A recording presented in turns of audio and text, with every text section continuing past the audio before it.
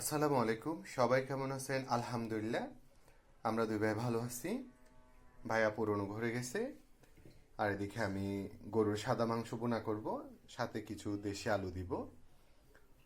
সেজন্য আমি পেঁয়াজ টমেটো কেটে নিলাম আর মাংসগুলো ভালোভাবে ধুয়ে নিছি।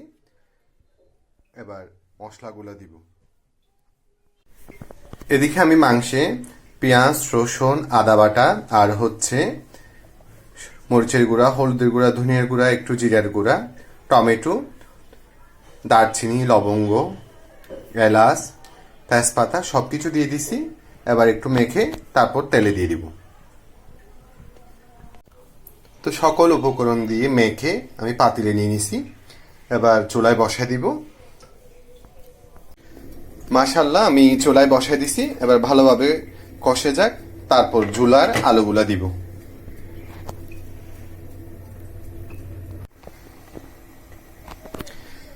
মাশাল্লাহ, আবার গরুর মাংস ভালোভাবে কষে আসলো। এবার আমি কেটে ধুয়ে রাখা আলুগুলো দিয়ে দিব। আলুগুলোও দিয়ে দিলাম আর একটু ঝুলও দিছি।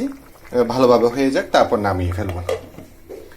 আজকে শুধু একটা আইটেমে রান্না হবে, এই একটা আইটেম।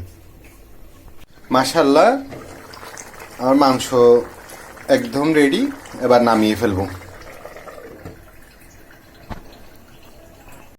তো আমার আজকে রান্না একদম রেডি। মাশাল্লাহ বলবেন আমার আলু দিয়ে গরুর সাদা মাংস।